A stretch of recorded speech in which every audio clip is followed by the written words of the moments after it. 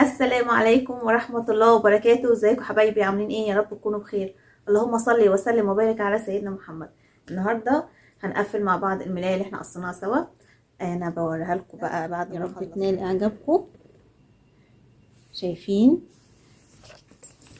طبعا لسه ما اتكوتش، هكويها بعد ما نخلص الخدودية.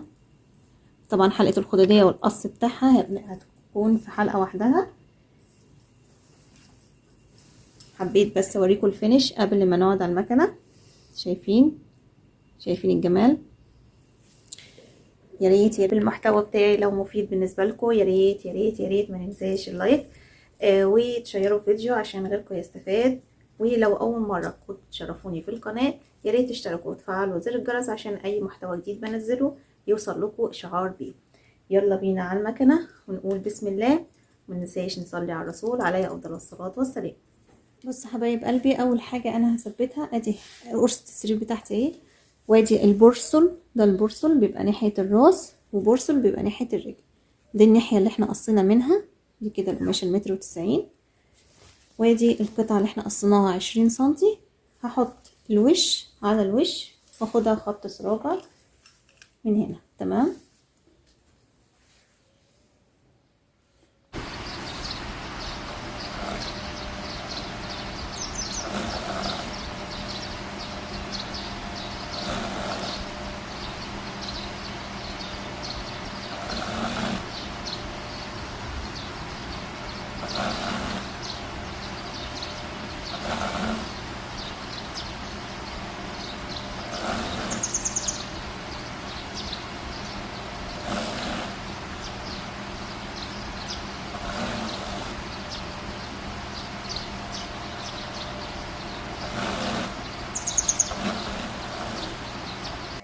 بص حبايبي، بعد ما عملتها اوفر بالشكل ده تمام، هجيب بقى الجزء اللي قصيناه 35 سنتي قطعتين.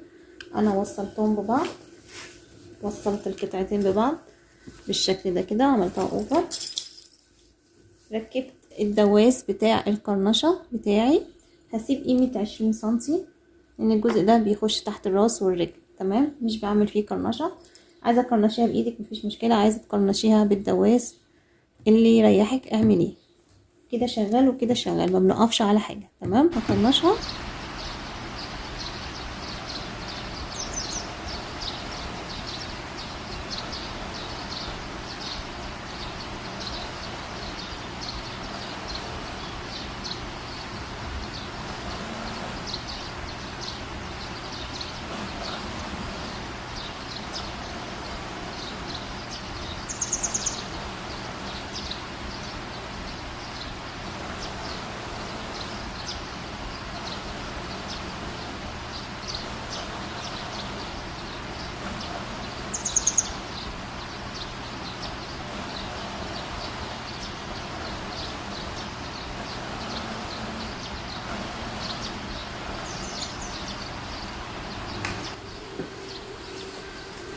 ودي حبايبي عملتها اوفر من ناحية واحدة بس، لان دي هتركب فوق القماش، مش هنوصلها ببعض. لو هنوصلها لا بثبت وبعدين اوفر، لكن دي هتركب فوقيها. تمام. انا هعمل اوفر لدي وعملت اوفر لدي. تمام كده، هقرنشها واروح اعمل اوفر للكورنيش من تحت. يبقى انا ما عملتش اوفر من فوق لان ده هيتوصل. تمام، هقرنشها بنفس الطريقة، بس اسيب قيمة يعني نص عقلة كده، نص سنتي لفوق.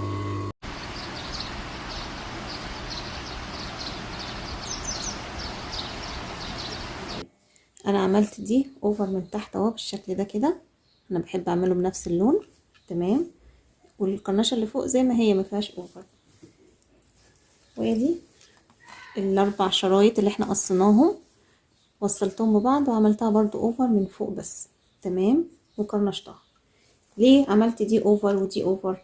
ان دي هتركب فوق، دي هتركب فوقيها، مش هتركب كده وش على وش ونوصل ونعمل اوفر. لا، دي طريقتها مختلفة. هثبتها عشان بعد كده يعني اخلص من الكورنيش الاول بعدين اثبته في المراية. تمام.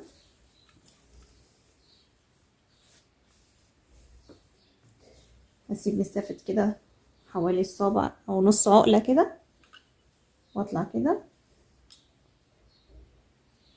وهثبت.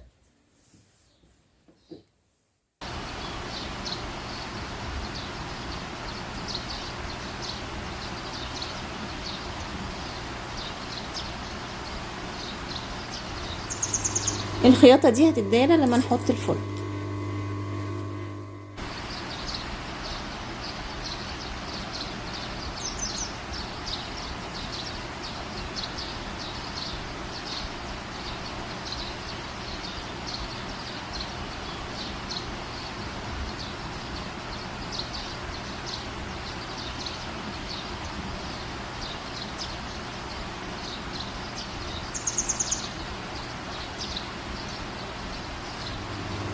هثبتها للاخر بنفس الطريقه. حبايبي بعد ما ثبتها اهو بالشكل ده كده تمام. طبعا دي هتتني. هجيب بقى القرصه بتاعتي وهحط الوش على الوش بالشكل ده كده. طبعا احنا كنا سايبين اول 20 سنتي من غير اي كرنشه، دي بتخش بتتحشر في الرجل والراس او السرير يعني ونهايه السرير. هنثبتها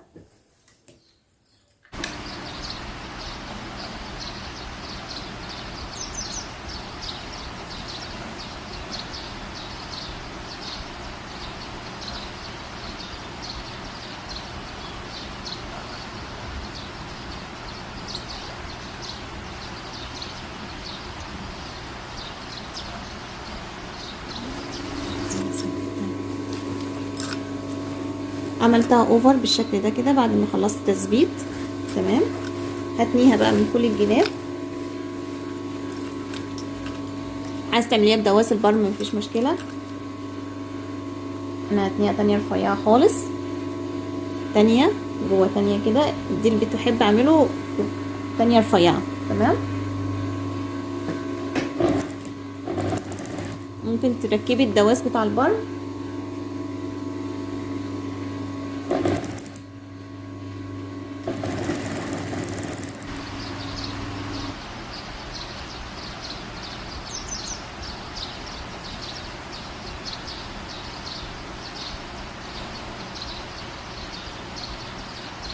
نتنيها من 4 جهات وبعدين نشوف هنعمل ايه.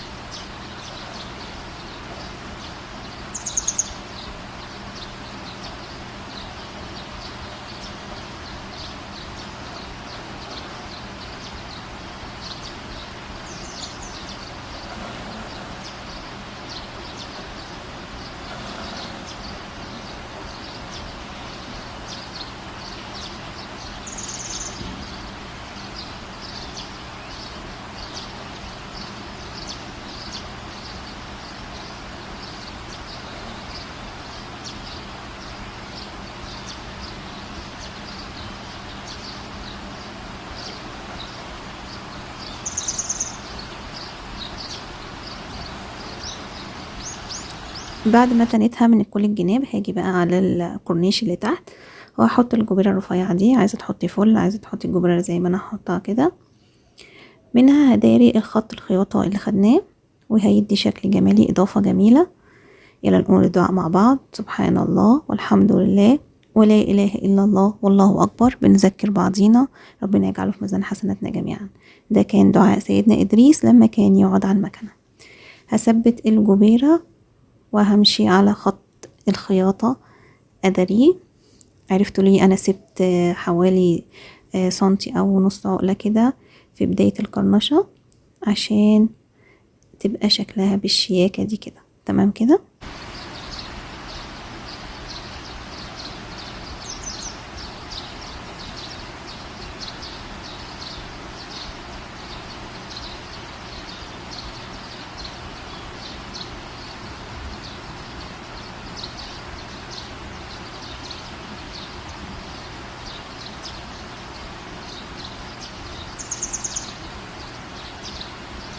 برضو هاجي هنا عند الحرف ده وهركب برضو كبيرة بالشكل ده كده، ثبتها وناخدها خط سراجة للنهاية.